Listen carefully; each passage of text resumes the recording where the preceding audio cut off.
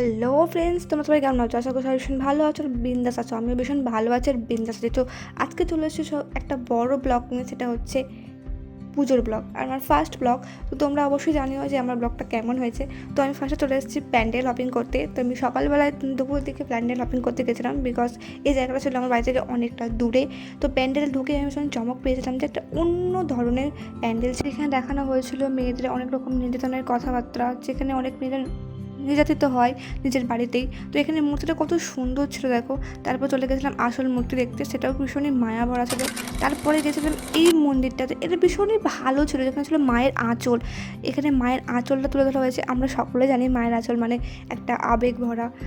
তো এখানে অনেক সুন্দরভাবে সেটাকে তুলে ধরা হয়েছিল যে মায়ের আঁচলটা কত বড়, মায়ের আঁচলের যে কত কিছু, আমরা আঁচলের তলায় থাকি। তো মা আমাদের আঁচল দিয়ে সবাইকে আগলে রাখে। তো মায়ের মূর্তিটা কত সুন্দর ছিল দেখো একদম। তারপর চলে গেছিলাম আরেকটা প্যান্ডেলে, যেখানে ভীষণই ভালো মোটিভেশনাল মানে তৈরি করা হয়েছিল, যেখানে মেয়েদের স্বাধীনতার জন্য এবং তাদের আওয়াজ ওঠানোর জন্য ভালোভাবে এখানে অনেক রকমের পোর্ট্রেট করা হয়েছিল এবং মূর্তি তুলে ধরা হয়েছিল, যেখানে মেয়েদেরকে বোঝানো হচ্ছিল যে শিকল দিয়ে বাঁধা, এছাড়া মেয়েদের আরও দড়ি দিয়ে বাঁধা, এছাড়া মেয়েদের আরও মূর্তি এখানে ফুটিয়ে তোলা হয়েছিল।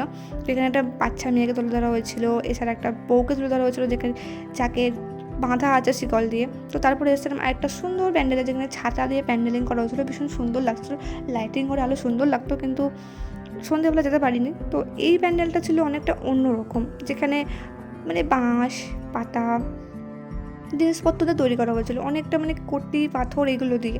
এখানকার মূর্তিটা ছিল একদমই সাবেকিয়ানা, মানে যেরকম বলে সেই সাঁওতাল পরগনা যেগুলো হয় না, সেরকম টাইপের।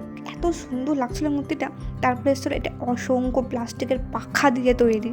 এই প্যান্ডেলটা প্রথমে দেখে মনে হচ্ছিলো যেগুলো পাখা দিয়ে তৈরি, তো এটা অসংখ্য প্লাস্টিকের পাখা দিয়ে তৈরি এই ময়ূরটা।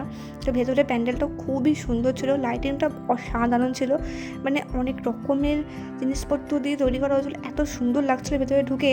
এখানে লাইটিং, কারুকার্য, প্লাস এটা একটা পাখির বাসা তৈরি করা হয়েছিলো। এখানে ছোটো ছোটো পাখি তৈরি করা হয়েছে, দেখতে খুব সুন্দর লাগছিল।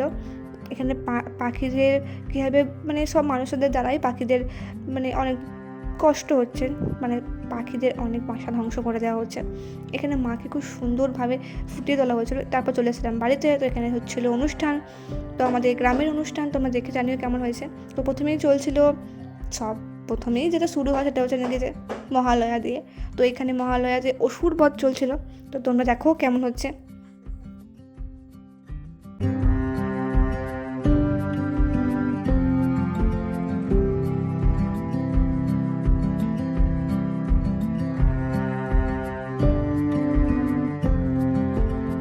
তো তারপর এখানে চলছিল সাঁওতালি ডান্সের মতো একটা খুব সুন্দর ফোক ডান্স। তো এখানে ছেলে মেয়ে সবাই ফোক ডান্স করছিলো, দেখতে খুব সুন্দর লাগছিলো, ড্রেসিংটা ভীষণ ভালো লাগছিলো দেখতে, এবং এদের নাচটাও খুবই সুন্দর ছিল। তো তোমরাও দেখো নাচটা কেমন হয়েছে।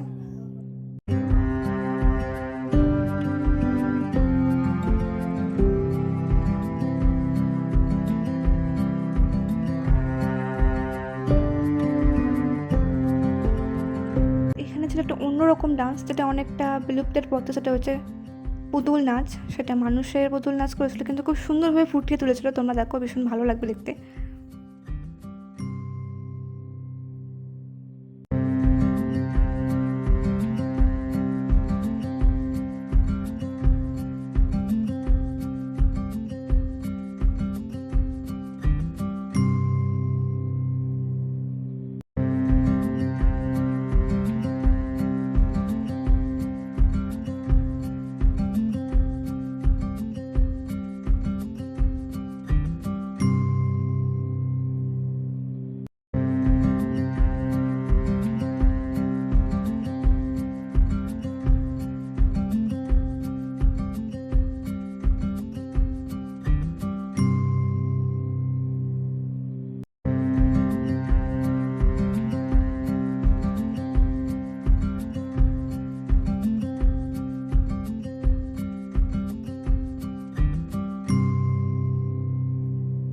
এটা ছিল শেষের অনুষ্ঠান সকলের সঙ্গে একসঙ্গে। এরপর অনুষ্ঠান থেকে চলে বাড়ি চলেছে, টাটা।